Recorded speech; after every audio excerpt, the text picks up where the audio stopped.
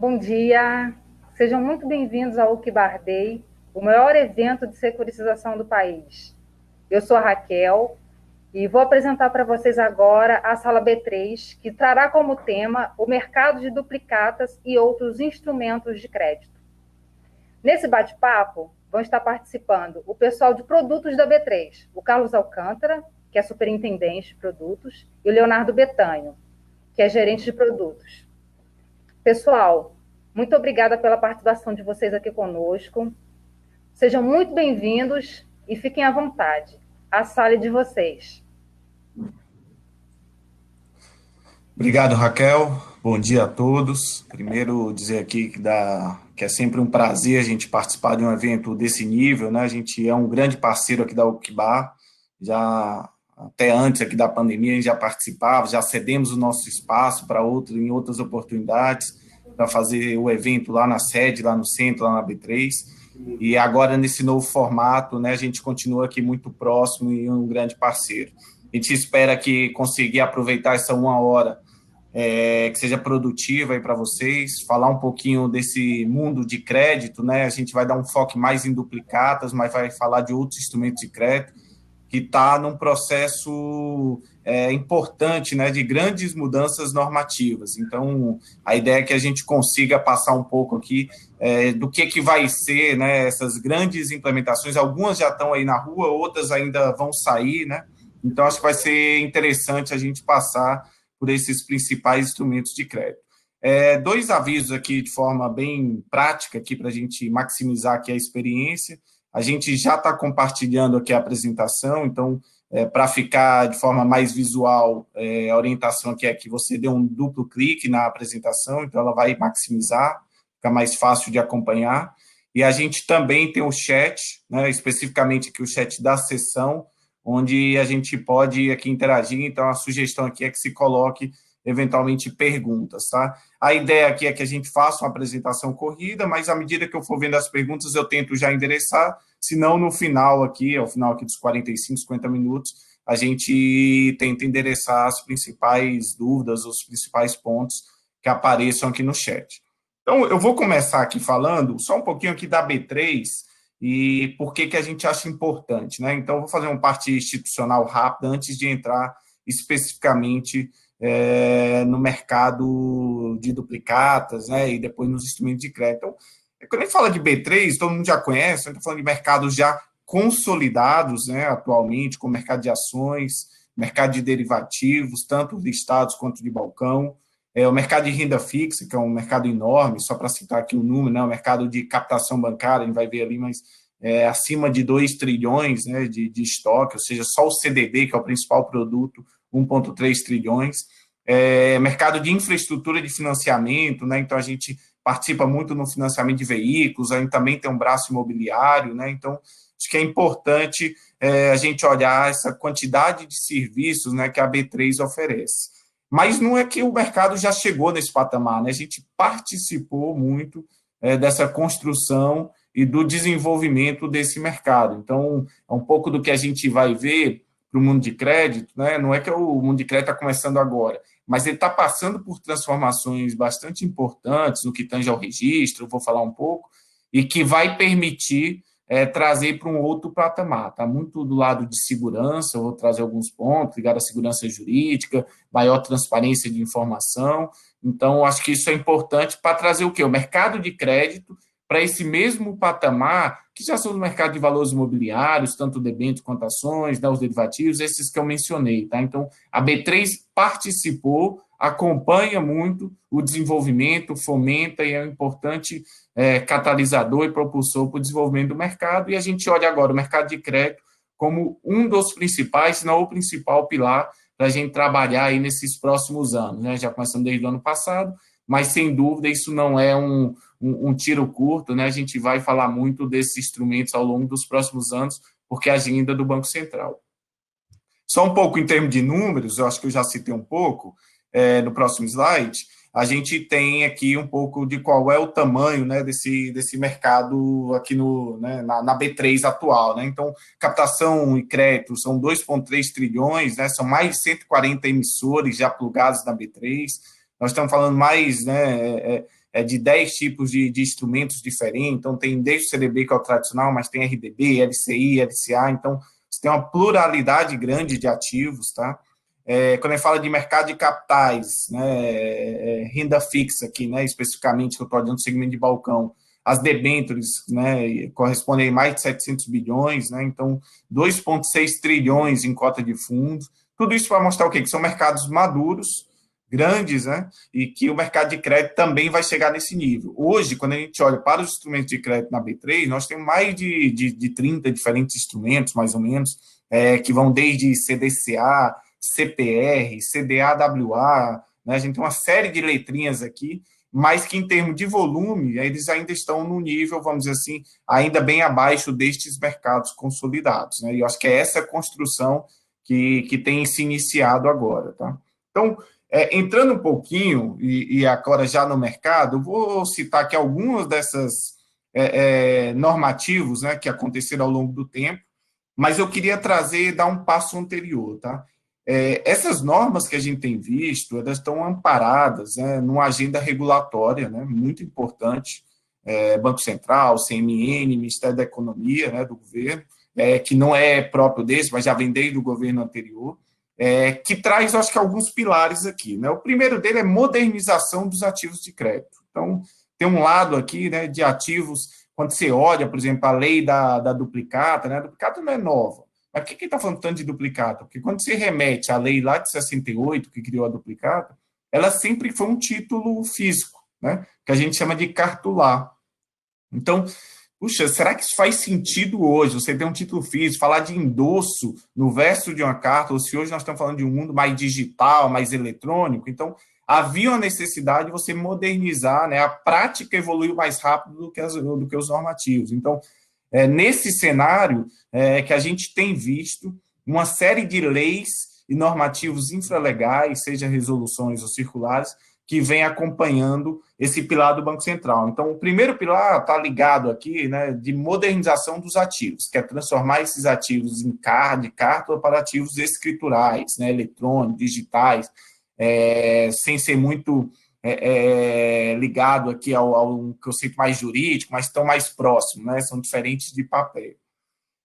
Outro pilar que eu acho que é importante é o lado de você ter uma maior abertura, tá? Ou seja, quando eu falo de abertura, é empoderamento, por exemplo, do estabelecimento comercial.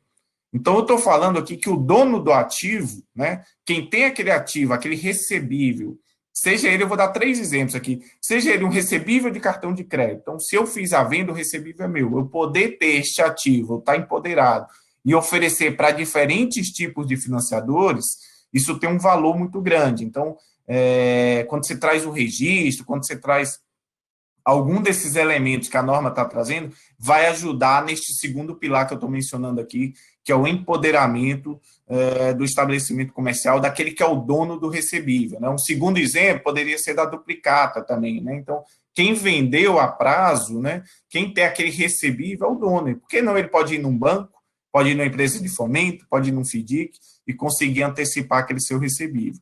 E até que vai também para outros mercados, como, por exemplo, a CPR, né, que a gente vai falar um pouco aqui também. A cédula de produto rural, né? É importante também. Como é que eu vejo qual é o endividamento do produtor rural? Como é que eu consigo que o produtor rural consiga tomar um crédito, às vezes, um financiador menos, que ele tenha uma relação ainda iniciando? Então, quando você tem maior transparência, o mercado de crédito se abre também. Então, este pilar é um pilar importante. E aí, o que a gente vê de comum, né? Então, eu citei aqui alguns ativos, né? E os 4 que a gente diria que estão mais maduros, vamos dizer assim. Um que já vai acontecer agora é a questão do cartão de crédito, né? Os recebíveis de arranjo de pagamentos, os recebíveis de cartões. O segundo é o da duplicata, que a gente vai entrar um pouco mais no detalhe. Um terceiro, da CPR, que é a Cédula do Produto Rural. E um quarto, por exemplo, da CCB, né, a Cédula de Crédito Bancário. Também é o principal instrumento que os bancos concedem crédito, seja para uma pessoa física ou para uma pessoa jurídica, e que tinha esse mesmo elemento, o quê? Ele era cartular. Então, você está trazendo a questão de torná-lo um título mais moderno. E aí o termo mais técnico é escritural, mas que se assemelha de alguma forma a digital eletrônico. Tá? Então, esses são os 4 principais ativos. Eu vou entrar um pouco mais em detalhe agora na duplicata, mas o que eles têm de comum? Né? Só para relembrar aqui o último tema. Né? Todos eles, a gente vai falar de escrituração, a gente vai falar de registro, tá? Por que é importante o registro? E aí eu vou trazer no âmbito da duplicata, evitar que o mesmo ativo seja cedido mais de uma vez. E um terceiro que é a interoperabilidade. Na hora que você tem mais de um registrador, você não pode fragmentar o mercado, né? O mesmo ativo está registrado em mais de uma casa, né? Em mais de uma registradora. Então, o termo interoperabilidade vai ser comum a todos esses ativos que a gente está listando aqui. Então, vamos entrar aqui no tema da duplicata, que é o primeiro, e aí eu vou trazer de forma bastante, tentar ser bastante prático aqui, quais são as 3 dores que a norma de duplicata escritural está tentando endereçar. Né? Então, só lembrando, a duplicata sempre nasce de uma relação no campo comercial, loja e fornecedor, tá? Então, acho que tem alguém que está vendendo a prazo, então você tem um a receber, né, em 30, 60, 90 dias, tá? E normalmente esse fornecedor vai demandar o quê? Vai demandar um crédito. Ele precisa já de dinheiro para fazer, para continuar produzindo, para fazer, né, um próximo lote. Então ele vai buscar o financiamento. Aí você entra no campo financeiro. Então a duplicata nasce no campo comercial, mas ela pula para o campo financeiro na hora que você vai buscar um financiamento usando como ativo objeto, seja como lastro, né, ou seja como garantia, ou como um desconto, antecipação, aquele título comercial que é a duplicata. E aí, normalmente, você vai buscar, seja numa empresa de fomento, seja em securitizadora, é muito comum essas estruturas de securitização, bancos ou financeiras, ou, eventualmente, os FDICs, que são players bastante importantes neste mercado de financiamento, tá? De fomento também. Então, quais são as 3 dores que se existem? Então, quando o fornecedor bate em uma dessas instituições e pergunta, eu quero descontar essa duplicata. A primeira pergunta que vem essa duplicata existe ou uma duplicata fria? Então, você tem que ver a validade da duplicata. Essa é a primeira pergunta. Então, vai ter uma série de checagens que a gente vai ver, que duplicata está sempre associada a um documento fiscal. Então, você vai olhar se existe aquele fato gerador lá na Receita, na Secretaria da Fazenda, ou no SERPRO que consolida essa secretaria, seja Secretaria da Fazenda, né, ou Secretaria Municipal também de Finanças, quando a gente vai falando de duplicata de serviço. Então, o primeiro fato é ver se aquela nota tem lastro, se ela não é falsa. O segundo tema é unicidade. Ok, existe aquela duplicata é boa, tem um lastro por trás, mas será que esse fornecedor não já descontou no banco e chegou aqui no FDIC agora? Então, você tem um segundo tema que a norma se propõe a resolver, é o tema da unicidade. Ter certeza que quem está vendendo aquele ativo é o atual detentor daquela duplicata, né? Que ele não já cedeu, não fez o que a gente chama aqui, né? Pedalou, né? Mais de uma vez o mesmo ativo. Então, a norma também se propõe a elencar ou resolver essa segunda dor. E a terceira dor, às vezes você tem a duplicata única, você pegou a duplicata em garantia, mas você não formalizou corretamente, porque a formalização de duplicata, até antes desse novo arcabouço regulatório, a garantia era constituída em cartório.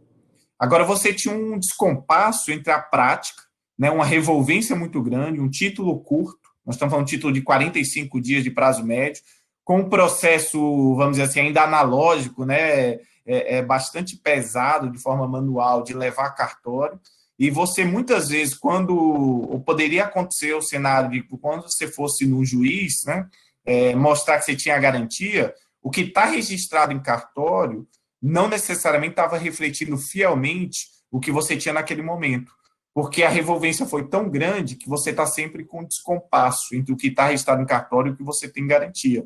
Então, esse terceiro pilar, quando você traz para o mundo da registradora o ambiente em que você vai constituir a garantia, né, isso vai trazer uma maior segurança jurídica também, porque você vai estar sempre online do que está acontecendo. Então, esse é o terceiro pilar que o contexto das duplicatas estão trazendo. Né?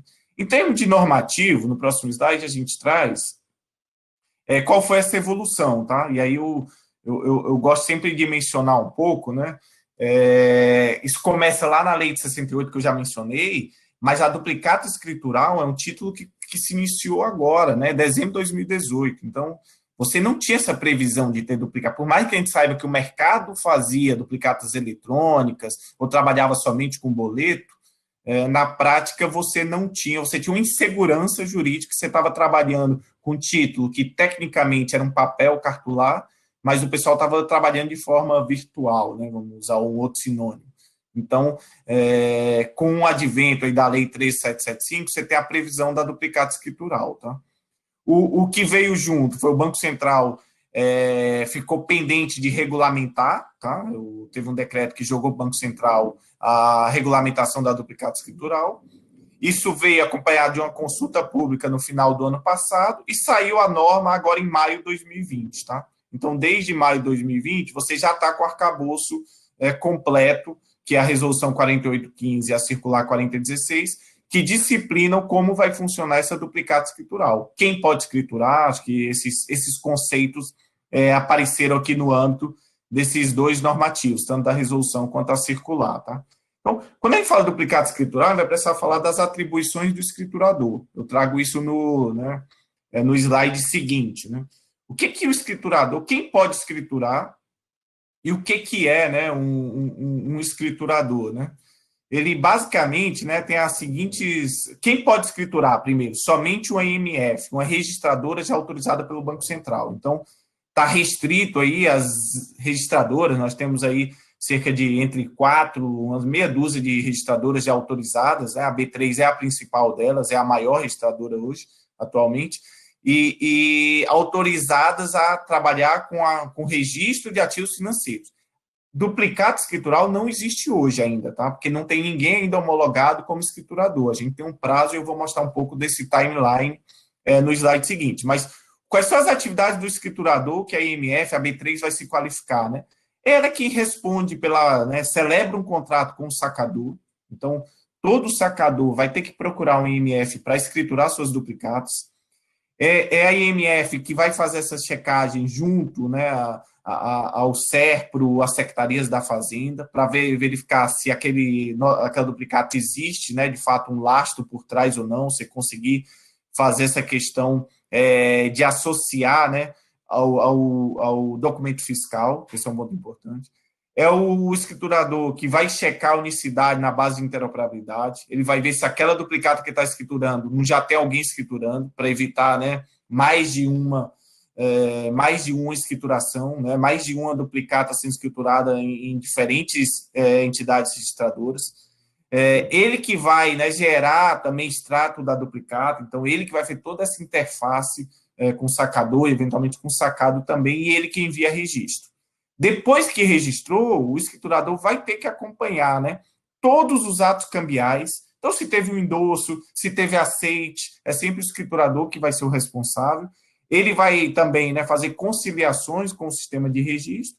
E o principal tema, que eu acho que tem um ganho muito grande aqui para os financiadores, né, principalmente, que tem visto isso aqui como um pilar importante desse arcabouço normativo, é no que tange à liquidação, né? Então, o escriturador vai garantir, vai acompanhar o correto pagamento, né, direcionar corretamente para o titular o tema da liquidação. A gente sabe, eu vou fazer um parênteses aqui, tem muito assunto legal aqui para falar, né?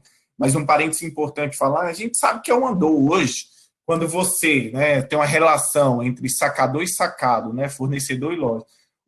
Quando você tem que pagar e aquele sacador já cedeu o título, quem nunca, né? Quem não recebe já um outro boleto dizendo, você não tem mais que pagar para aquela loja, para aquele fornecedor que você tinha relação, porque ele já cedeu, isso foi parar na mão de um FDIC, foi parar na mão de um banco e eles reemitem um boleto. E aí você fica naquela insegurança, para que eu tenho que pagar? Para o boleto original? Para o novo boleto? Vou pagar para alguém que eu não tenho relacionamento? Então a gente sabe que grandes sacados acabam tentando impedir, né, um pouco natural, geram insegurança e não querem pagar para quem não tem relacionamento. Então, tem uma dor aqui que esse novo arcabouço vem para resolver, para deixar esse momento o da liquidação também mais fluido. Basicamente, o pilar que está por trás, que o Banco Central coloca, o sacado só tem que se preocupar em pagar. Então, se ele vai ter que pagar, aí tem alguma forma, ou paga para aquele boleto, e o boleto vai ter que ser inteligente e direcionar para o atual detentor, ou ele paga, por exemplo, para quem escriturou. Então, vamos pegar o exemplo da B3. A B3 escriturou uma duplicata do fornecedor A, e o sacado só tem que saber, opa, se é uma duplicata escriturada pela B3, eu tenho que pagar para a B3 e a B3 saberá para quem que ela tem que direcionar. É o que a gente chama de liquidação em duas etapas, tá? Então, tem a etapa de arrecadação juntamente com a etapa de direcionamento, tá? Então, tem um tema da liquidação que é super denso, não está construído ainda, acho que vale dar esse destaque aqui. É um tema que está em construção, mas é um tema que vem para endereçar dores do mercado atual e tornar esse mercado, né, acho que mais fluido. Tá? Esse eu acho que é um tema que eu gostaria de destacar.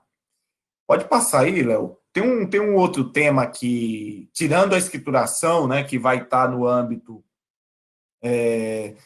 das IMFs, um outro tema que aparece, que eu mencionei também, é o tema da interoperabilidade. Né? Não adianta você ter todo esse arcabouço que está se construindo se você permitir o mercado se fragmentar. Se as diferentes registradoras não se falarem, porque você tem a chance, por mais que eu garanta unicidade no meu ambiente, né, como é que eu garanto que esse mesmo sacador, esse mesma duplicata não foi levada a outro ambiente de registro? Então, o tema que o Banco Central coloca de forma bastante positiva, e a gente tem construído em conjunto isso aqui, é o tema de interoperar entre os diferentes ambientes de registro e, eventualmente, entre as diferentes escrituradoras, tá? E os principais objetivos que a gente coloca aqui, né, eu gosto sempre de destacar 4 temas principais, tá? Que a norma traz. Primeiro, verificar a unicidade, é esse que eu já mencionei, então eu tenho que garantir que esse ativo só está na minha escrituradora, na minha registradora, que esse ativo não foi parar em outra, né? Então, para garantir a unicidade. A troca de informações sobre agendas, então, eu sou um FDIC e quero financiar aquele sacador, né? Aquele cedente, do CNPJ e tal. Eu preciso saber com quem que aquele CNPJ está trabalhando. Quais são as duplicatas que ele tem em aberto? Quais são as duplicatas que são passíveis de cessão, que estão livres, desimpedidas?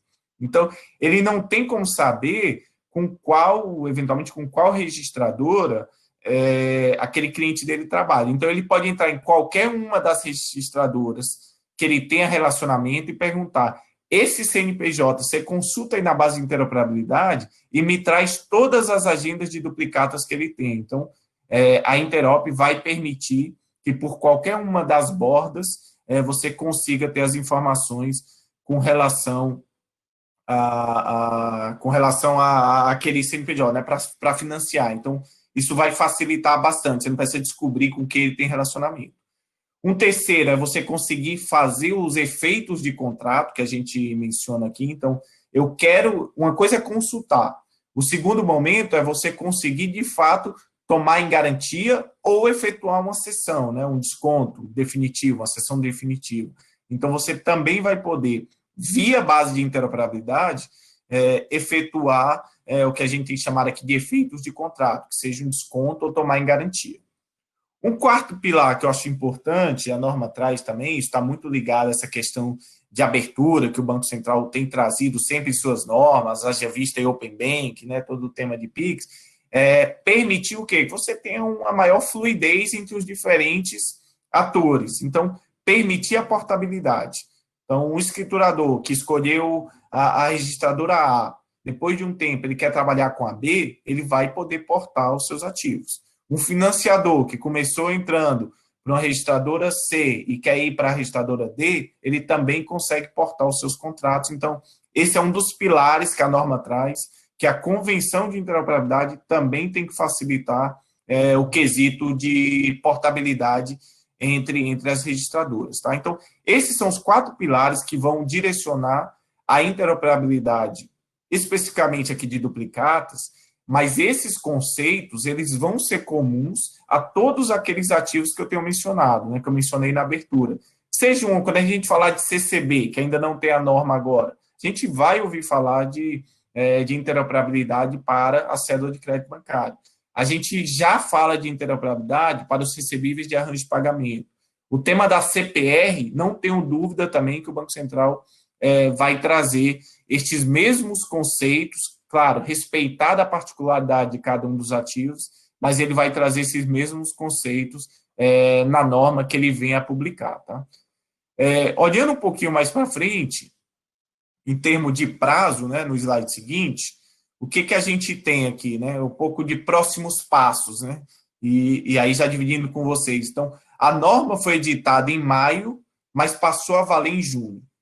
E a norma traz o seguinte, que até 120 dias da entrada em vigor, ou seja, hoje, né, coincidentemente, hoje, dia 29 de setembro, as signatárias da convenção, ou todas aquelas registradoras ou aspirantes a registradoras que tenham interesse em trabalhar com ativo duplicado escritural, precisam submeter ao Banco Central essa convenção que vai reger todos esses critérios que eu mencionei no slide anterior, no que tange à interoperabilidade. Tá?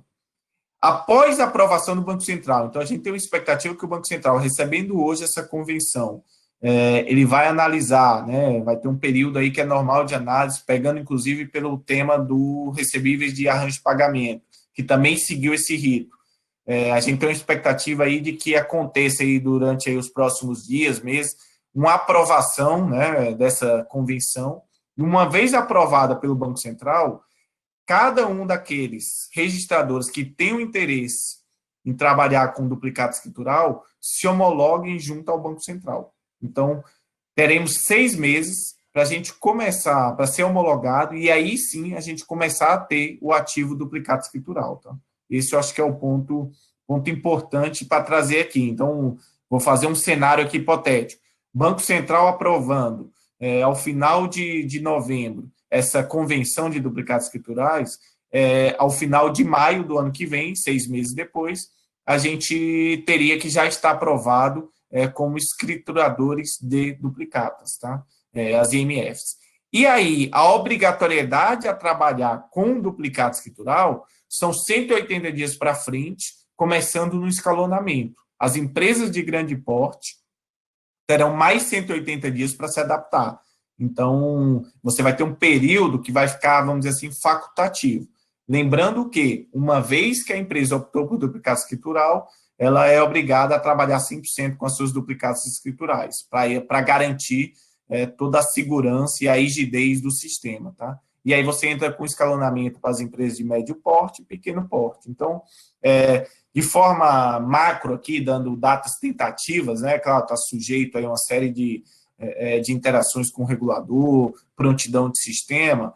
Nós estamos falando que as registradoras, né, estarão escriturando as duplicatas aí meados do ano que vem, e mais até o final do ano que vem para entrar a obrigatoriedade das empresas de grande porte. E ao longo de 2022, entram as empresas de médio e pequeno porte. Tá? Esse é o cenário base que a gente tem nesse momento. Tá? O que eu acho que é importante aqui para a gente entrar em outros ativos, mas só para fechar o tema da duplicata, né? E aí a gente depois até checa aqui se tivemos algumas perguntas, eu depois endereço ao final aqui do nosso tempo aqui.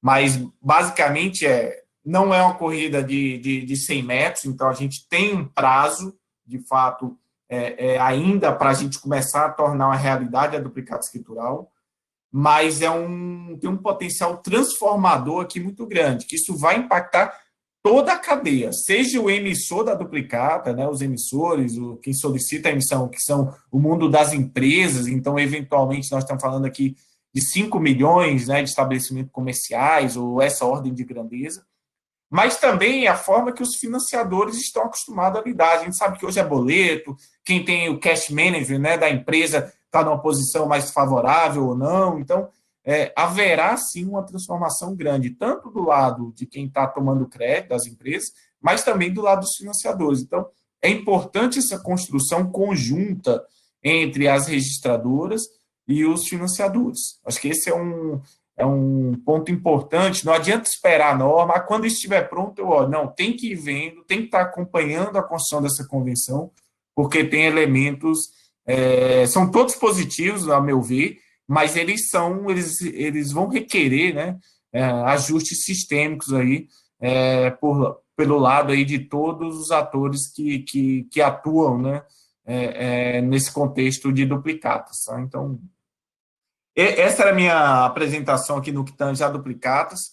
Eu vou passar para o Léo para ele seguir aqui, eu também complemento eventualmente. A gente traz aqui nos próximos slides um pouco de CPR, de CCB, que também tem acompanhado essa mesma dinâmica. Tá? Então, em outro estágio, que a gente não tem uma norma específica ainda, ou tão robusta como a gente já tem para os recebíveis de arranjo de pagamento, como a gente tem para o tema das duplicatas, né? Você eu brinco aqui sem demérito, mas você já tem uma receitinha já toda pronta do que tem que ser feito. No tema de CPR e CCB, nós estamos construindo isso junto com o Banco Central. A gente deve ter novidades aí em breve. Né? Léo, pode seguir, eu continuo aqui para suportar algum ponto. Obrigado, Carlos. Né, ao Kibar, eu acho que o Carlos já colocou os agradecimentos iniciais e a introdução, mas eu acho que é de fato uma ótima oportunidade para discutir um pouco daquilo que tem tomado muito nosso tempo aqui, né? Então, já tem alguns anos de B3 aqui, eu acho que dentro dessa discussão de produtos de captação e produtos de crédito, né, a gente vê que esse tema de desmaterialização, de escrituração, ele roubou a cena, digamos assim, né, nos meses recentes. Então, é sem dúvida nenhuma um ponto de modernização muito importante, né, que tem sido promovido pelas atuais regulamentações e que vale a pena a gente estressar aqui, entrar no técnico, né, qual que são as vantagens, né, quais são as vantagens dessa desmaterialização, quais são os impeditivos, aonde que ainda precisa ser melhor detalhado, o que é essa figura do escriturador, como que ela se relaciona com a figura de registro, de depósito. Acho que tem uma série de confusões e de definições que eu acho que a gente vai tentando abarcar ao longo dessa conversa, né? Eu quero ficar dentro do tema de escrituração, né? Então eu quero focar aqui na questão da CCB escritural e da CPR escritural. Esse é o principal ponto aqui do que eu vou tentar abarcar nos próximos minutos. Mas eu acho que antes disso é importante mencionar que existem outras modernizações para o mundo do crédito, né? Então eu vou falar só de uma lei específica, né? Mas que foi uma lei bastante polêmica, digamos assim, porque ela conseguiu abarcar muitos temas, né, que foi a Lei 13986, né, o que a gente acabou chamando apelidando de Lei do Agro aqui, né, ela sem dúvida nenhuma não trata só de ativos agrícolas, né, mas ela teve um viés no seu início ali de concepção muito voltado para esse cenário. Então, a 13986 ela foi fruto da medida provisória 897, eu não sei quantos conseguiram acompanhar essa discussão ao longo do ano passado, né? Mas veio se converter em projeto de lei e posteriormente em lei em abril desse ano. Foram aproximadamente 350 emendas, né, nessa medida provisória. Então isso já mostra um pouco a popularidade do tema e qual que foi a complexidade na hora de discutir o assunto. Então, além desses temas específicos que a gente vai discutir, a lei abarcou conceitos de CDB, ela passou por LCI, ela falou um pouco de outros instrumentos de crédito, como é o caso de CCI, como é o caso de CDAWA, como é o caso de CDCA, enfim, algumas das letrinhas que o Carlos já tinha colocado anteriormente, né? E ela trouxe esse ponto específico aqui da desmaterialização de CPR e CCB, mas também mexeu em alguns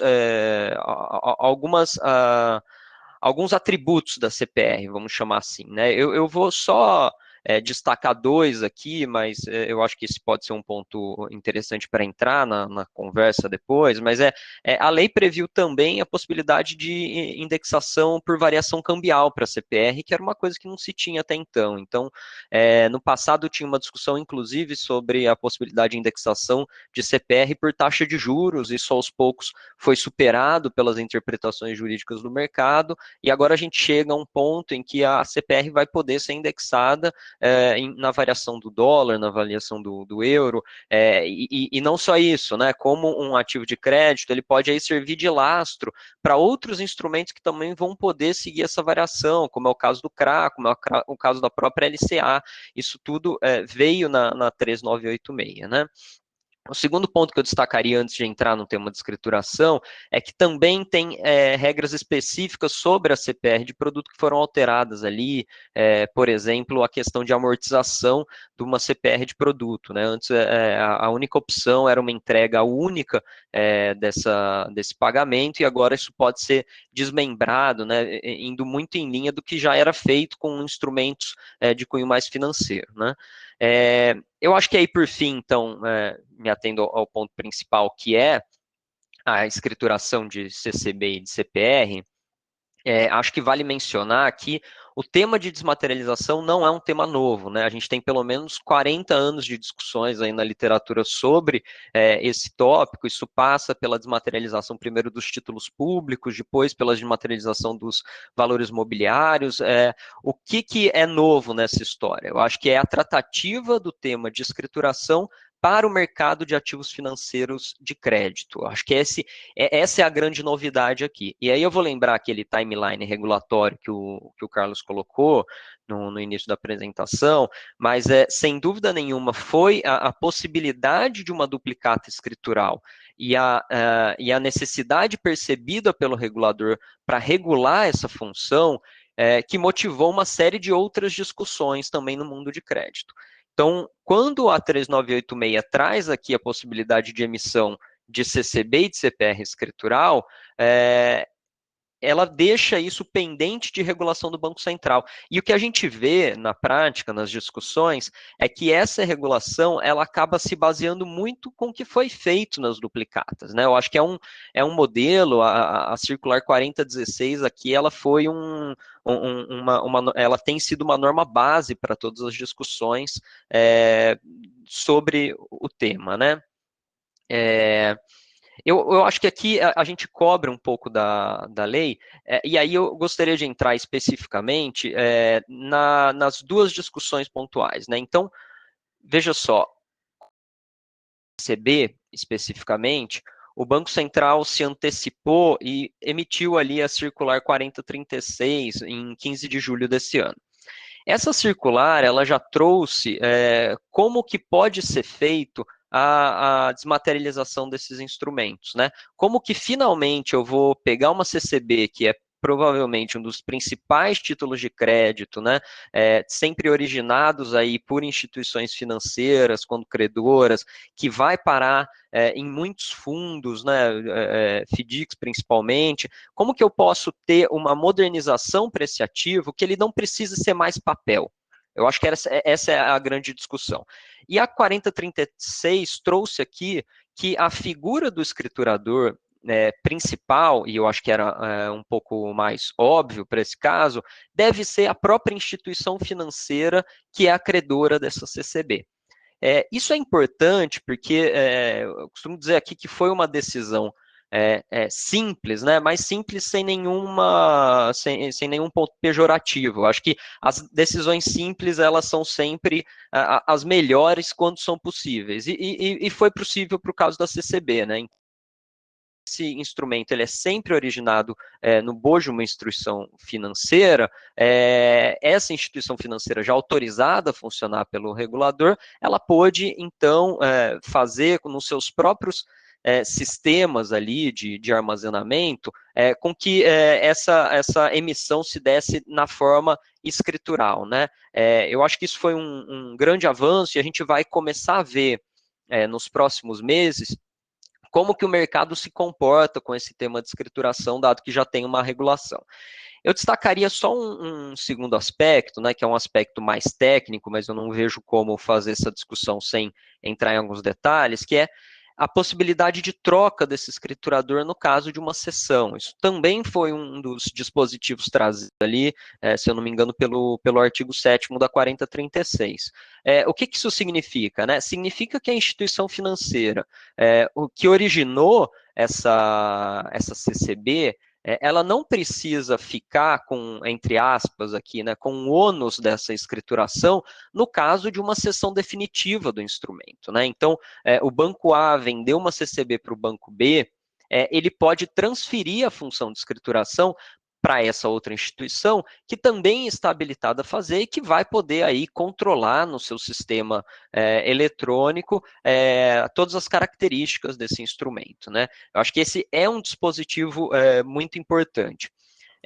No Se eu, entanto, e eu, se eu puder só pode me trazer aqui, complementar. Léo, esse tema é importante, porque isso na prática a gente escuta muito, né? Quando a gente fala dos FDICs, quem está financiando, que quem traz a registro, né? Quem está com informações do título no momento zero é quem é o credor original. Então, ele que negociou o crédito com a contraparte, quais são as condições do título. Mas após a cessão, como o Leonardo falou, então foi parar na mão de um FDIC.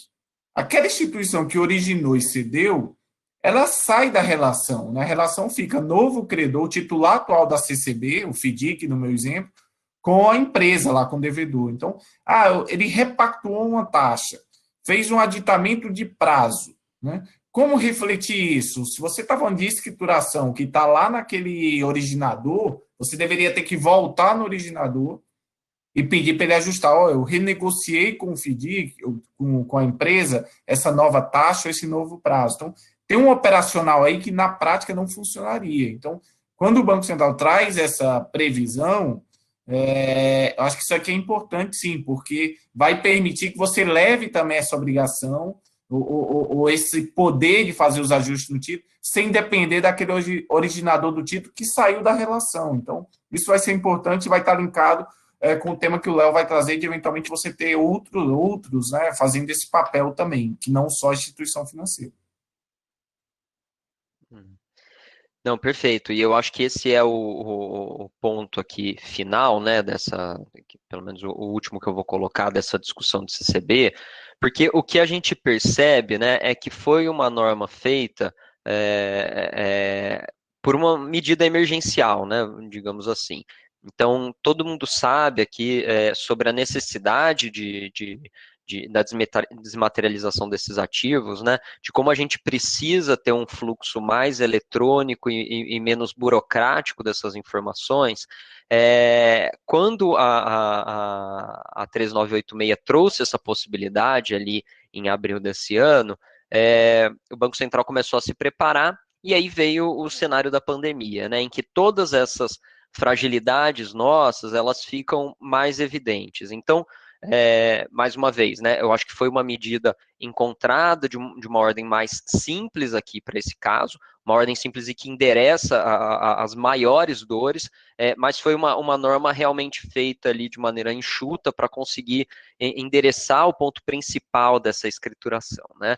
O que a gente imagina, né, e aqui é uma percepção nossa, é que muito provavelmente essa norma ela será complementada por outras regras, né? Então existe a escrituração de outros instrumentos que a gente já vai falar no próximo slide. É muito possível que tragam aí outros complementos para 4036 nessa nova regra. A gente imagina pelo menos dois pontos aqui, né? O primeiro deles é esse que o Carlos mencionou. Então, será que outras instituições, que não as instituições financeiras, não poderiam ser escrituradores desse instrumento? Então, veja só, para o caso de duplicatas, né, que tem sido a base aqui, como eu mencionei, as próprias IMFs, né, as próprias infraestruturas de mercados, registradoras, depositárias, podem atuar como escrituradores da duplicata. Será que faz sentido também para o mundo da CCB, em um cenário em que a negociação não está sendo feita entre uma instituição financeira e outra instituição financeira, como, por exemplo, entre uma instituição financeira e uma securitizadora, entre uma instituição financeira e um fundo, ou mesmo de instituições financeiras que são pequenas e que não querem arcar com o ônus de serem escriturador do papel. Então, a gente sabe que existem hoje, né, pela 4656, algumas naturezas de fintechs autorizadas. Então, são o caso das sociedades de crédito direto, é o caso da sociedade de empréstimo entre pessoas. Então, há algum valor aqui em ter um terceiro, né, uma infraestrutura oferecendo também o serviço de escrituração? A gente imagina que esse pode ser um ponto a ser discutido num complemento dessa regulação, né? Um segundo, e eu acho que complementa essa discussão também, como se dá o caso da cessão desses instrumentos, né? A cessão definitiva por meio de endosso, enfim. Como que isso pode, como que isso deveria ser refletido no ambiente de registro? Será que seria necessário, né? Uma vez que você tem essas CCBs escriturais, que agora você não tem mais um papel controlando isso, mas tem um sistema eletrônico, será que seria bom para o sistema você ter esse controle feito através de um registro dessas CCBs escriturais? Eu lembro que a 13986 trouxe exatamente esse texto para a CCI escritural, né?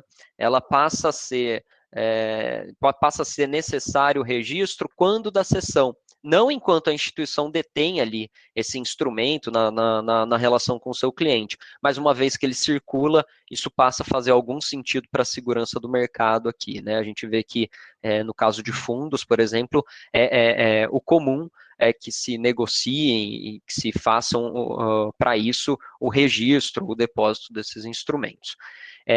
Eu acho que esses eram, para mim, os pontos principais da escrituração de CCB.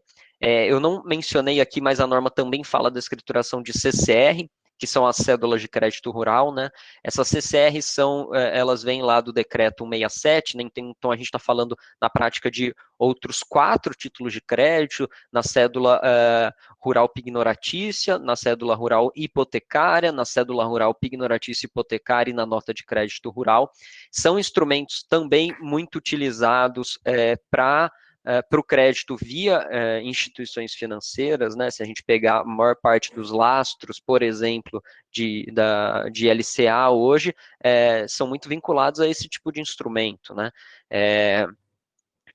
A norma também traz, exatamente da mesma maneira que a gente citou para a CCB, a escrituração das CCRs. Então, abarca aí 5 instrumentos na prática, né, de uma maneira bastante direta, tá?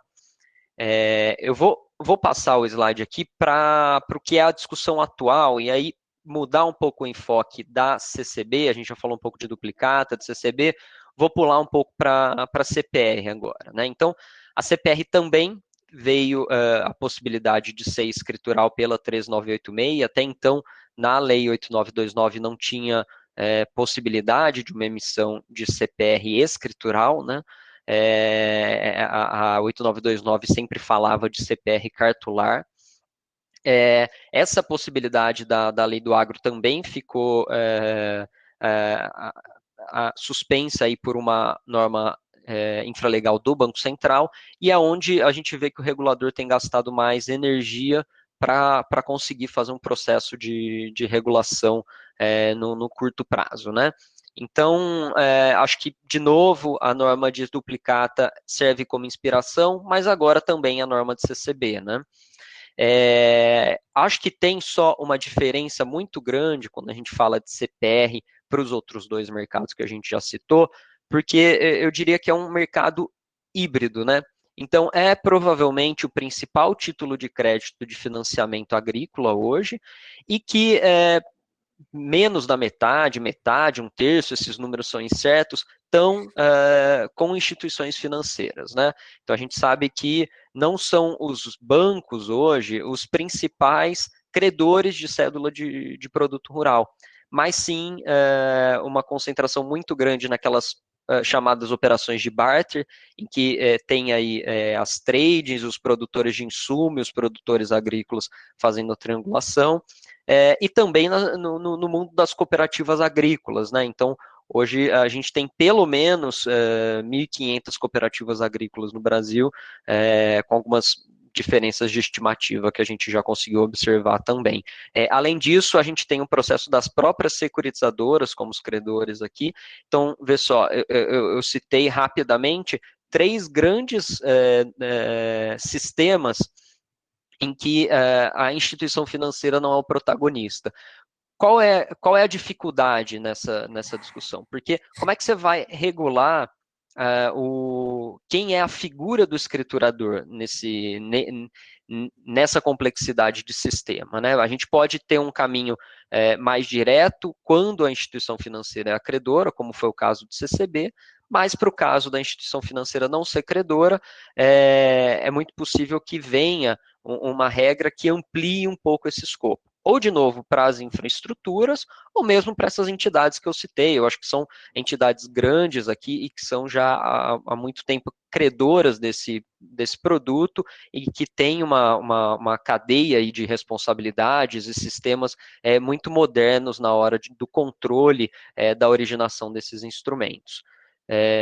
Não sei, Carlos, se você abriu o microfone, quer me complementar? Não, acho que tá em linha, Léo. Acho que tem esse lado aí dessa dificuldade que, de alguma forma, se aproxima do que a gente falou na duplicata, de ter um campo fora do mercado financeiro, né? Então, isso acho que é um pilar importante, e aqui trazendo outros atores, né? Como você falou das trades, das químicas, você tem que ter o cuidado de respeitar a particularidade de cada um dos instrumentos ou de cada um dos setores, né? Os pilares são sempre os mesmos, né? De modernização do ativo, de democratização do crédito, ampliar esse escopo, trazer mais segurança. Então, o tema da interoperabilidade, quando fala de unicidade, você vai falar um pouquinho aqui de cartório aqui nos últimos minutos, mas sempre visando, né, ou respeitando essa particularidade de cada um. Então, acho que esse é que eu acho que é o grande desafio. Você não consegue simplesmente replicar o que funcionou.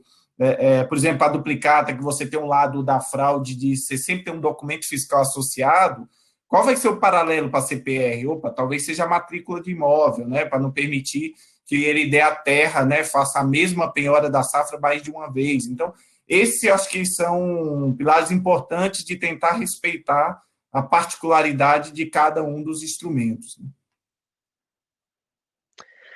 Perfeito, e eu acho que justamente aí mora a complexidade da regulação da escrituração de CPR, né? Então, citei aqui um pouco a dificuldade em estabelecer quem vai ser a figura ou as figuras, né, de escrituradores desse instrumento, são as instituições financeiras, são as infraestruturas, eventualmente algum outro player, como que o Banco Central vai querer autorizar esse processo, mas também de quais são as responsabilidades dessa estrutura de escrituração, né? Então, hoje, você citou bem, a questão da originação de CPR, ela é uma questão bastante complexa, né? Então, tem que se certificar que o produtor rural, ele de fato detém ou tem permissão para emitir uma CPR em cima daquela área que ele está pedindo, tem que se certificar que ele não tem um escopo acima, né, de tomada de crédito do que de fato ele detém.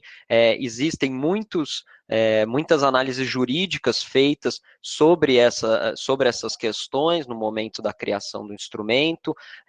Existe, por um outro lado, a necessidade de registro em cartório das garantias, né, no caso da CPR constar com garantias, e aí podem ser tanto garantias imobiliárias quanto o próprio penhor agrícola, né, que a gente vê que é a grande maioria das garantias de CPR. Como que esses dois pontos, né, todos esses pontos, eles se relacionam com a figura de escrituração?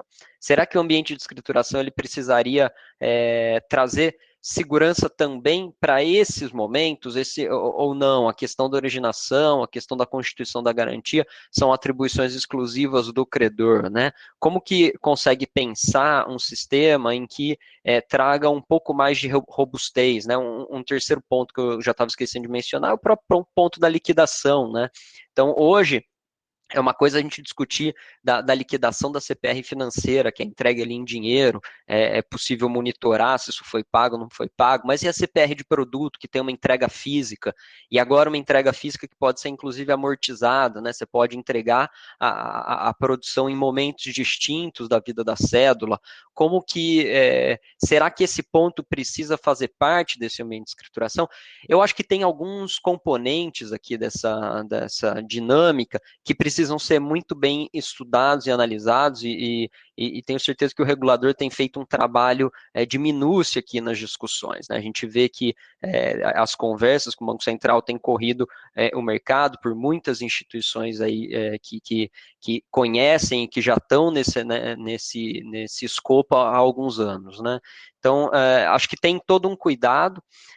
Por último, eu só cito um ponto que você já trouxe também, Carlos, que eu acho que é a própria questão da interoperabilidade, né? Então, a discussão da CPR, a discussão da CCB, a discussão de outros ativos, né? Fazendo um parênteses rápido aqui, a gente falou de escrituração de 3 instrumentos, mas posso lembrar que a CCI já é escritural, que o CDAWA já é escritural, que o CDCA já é escritural, que a 3CB já é escritural, enfim, as CCRs que a gente citou. Então, como que ficam todas essas discussões de escrituração, como que ficam todas essas discussões de títulos de crédito dentro de um ambiente interoperável, né? Como que essa troca de informações entre os diversos provedores de infraestrutura podem melhorar o sistema e tornar o sistema cada vez mais robusto, tanto para quem está dando crédito, quanto para quem está tomando esse crédito, né? Eu acho que são melhorias que a gente tem que ter na pauta o tempo inteiro para conseguir fazer uma discussão mais profunda, né? Eu acho que para fechar, e a gente tem alguns tempos aqui para pergunta, eu só queria mencionar um último dado, que quando a gente fala de duplicata, quando a gente fala de cartão, que foi os temas que o Carlos trouxe no começo, a gente sempre está falando de uma discussão que, para ambiente de registro, nesse sentido, é uma discussão recente. Quando eu falo de todos esses outros instrumentos, e aí CPR e CCB majoritariamente, a gente vê que são instrumentos que hoje já são largamente registrados, né, em que isso já acontece. Nesse sentido, não é uma novidade. Então, a gente já tem hoje cerca de 50 bilhões de CPRs registradas, são mais de 30 instituições financeiras fazendo esses registros, né, é um número de quase 50 instituições fazendo registro de CCB, ainda com volume financeiro menor que de CPR, né, aproximadamente ali entre 9 e 10 bilhões de estoque financeiro, e um mundo muito extenso também de 36 instituições fazendo os registros de CCI, hoje o principal instrumento de crédito com estoque aqui na B3, né, a gente fala de aproximadamente 120 bilhões. Eu acho que esses números, eles servem para a gente ter em mente que é muito importante a gente cuidar com carinho dessas discussões para que o mercado ele não seja prejudicado no que ele já sabe fazer e no que já tem feito bem, né? Eu acho que então eu encerro, acabou ficando um pouquinho corrido esse final, mas acho que se tiverem perguntas, a gente pode gastar os últimos minutos aqui especificamente com isso. Tá bom. Léo, tem 2 perguntas. Se puder colocar aí no slide do e-mail aí o final. Então, o Eduardo pede para a gente disponibilizar a apresentação. Então, acho que quem tiver interesse, eu peço só que mande um e-mail aqui para mim. O Heitor está lá no último dia da convenção de duplicatas, como eu mencionei, está lá com o grupo, né, construindo isso para a gente poder protocolar no Banco Central. Então, mas pode mandar para qualquer um de nós 3 aqui, que a gente devolve a apresentação sem problemas. E aí o Antônio trouxe uma pergunta aqui, acho que é a única que a gente tem, mas eu achei bastante interessante, né, Antônio? É a questão de você gerar mais valor no monitoramento da duplicata, né? Então, a gente tem visto, né, casas especializadas nisso, sem dúvida, eu gosto sempre de usar esse exemplo, né? Eu acho que essa questão das transportadoras podem sim agregar um valor muito grande para o monitoramento, né? Eu brinco que eu sou do Ceará, né? Então, se fez uma venda, né, lá para o Nordeste e de uma mercadoria, e de repente você vê que está cruzando a fronteira do Paraná para Santa Catarina, opa, está descendo, então tem algum problema. Então, esse tipo de monitoramento vai sim gerar bastante valor, um valor agregado que as escrituradoras podem vir a trazer. Tá? Não vejo isso como um item regulatório normativo, mas sim como serviço adicional de bastante valor para dar ainda mais segurança. Tá? Acho que esse é o ponto. Eu deixo agora aqui para a Raquel fazer o encerramento nesse. Mas queria agradecer de novo, acho que tem um assunto denso, mas muito interessante aqui, que vai sem dúvida, permear aqui outros eventos, não só da Uquibar, falando desses mesmos temas aqui que a gente mencionou agora. Muito obrigado aí a todos. Carlos, muito obrigada. Muito obrigada, Léo, pela participação de vocês aqui. Uma felicidade imensa da gente estar recebendo vocês aqui. Eu espero que vocês tenham gostado do painel. Eu espero que vocês estejam gostando do evento. E obrigada mesmo, a gente só tem mesmo que agradecer. Eu quero pedir agora para todos aqui que tá aí assistindo a gente, segue a gente nas redes sociais, acompanha o Uquibar lá nas redes sociais. Você encontra a gente no LinkedIn, no Twitter, Facebook, Instagram, tá bom? E agora eu quero convidar todos também para estar indo lá para o palco, que a gente vai começar um painel muito, muito bacana, com o tema de a revolução digital no mercado de capitais. Obrigada, gente. Um abraço a todos. Um excelente dia para vocês. Obrigado, Raquel. Tchau, tchau. Obrigado.